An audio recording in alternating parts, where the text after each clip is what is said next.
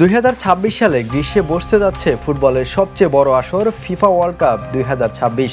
48টি দল, 16টি শহর এবং 104টি ম্যাচ, ইতিহাসের সবচেয়ে বড় বিশ্বকাপ। তবে এই মহাযজ্ঞের পেছনে লুকিয়ে আছে এক নীরব বিপদ, যা নিয়ে সতর্ক করেছেন বিজ্ঞানীরা।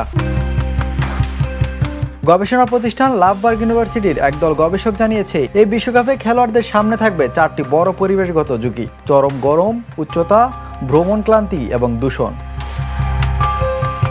ড্যালাস শহরে এবছর প্রায় 37 দিন তাপমাত্রা 35 ডিগ্রি সেলসিয়াস ছাড়িয়েছে।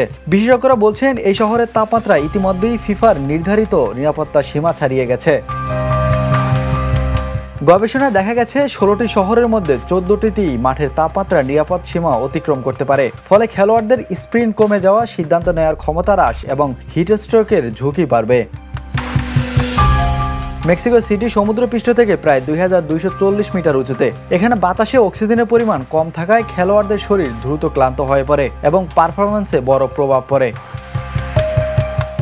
ধরা যাক, একটি দল একদিন ভ্যানকুভারে খেললো, এরপর কয়েকদিনের মধ্যে যেতে হলো মায়ামিতে। প্রায় 4500 কিলোমিটার দূরত্ব, ভিন্ন জলবায়ু এবং টাইম জোন। এই ভ্রমণ ক্লান্তি সরাসরি পারফরম্যান্সে প্রভাব ফেলতে পারে। মেক্সিকো সিটির শিল্প দূষণ, ক্যালিফোর্নিয়ার দাবানলের ধোঁয়া আর মৌসুমের পরাগরেণু খেলোয়াড়দের স্বাস্থ্যে প্রভাব ফেলতে পারে। তবে সমাধানের পথও দেখিয়েছেন গবেষকরা। তারা পরামর্শ দিয়েছেন, ম্যাচের আগে তাপ অভিযোজন প্রশিক্ষণ, হাফ টাইমে কুলিং ব্যবস্থা, উচ্চতা শহরে আগে পৌঁছানো এবং বিকেলের ম্যাচ সন্ধ্যায় সরানো। এমনকি সাধারণ আইস তোয়ালে ও ঠান্ডা পানীয় বড় ভূমিকা রাখতে পারে। বিশ্লেষকদের মতে 2026 বিশ্বকাপ শুধু কৌশল বা দক্ষতার লড়াই নয়, এটি হবে পরিবেশের সঙ্গে খাপ খাইয়ে নেয়ার লড়াইও। যে দল বিজ্ঞানকে কাজে লাগাবে, মাঠে তারাই এগিয়ে থাকবে। 2026-এর বিশ্বকাপ শুধু ফুটবলের পরীক্ষা নয়, এটি মানব শরীরের সীমারও পরীক্ষা। আর সেই পরীক্ষায় উত্তীর্ণ হতে হলে বিজ্ঞানীকে মাঠের বাইরে রাখলে চলবে না।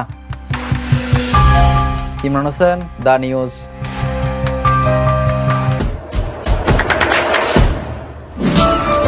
দেশে দেশে সবার সাথে দ্য নিউজ।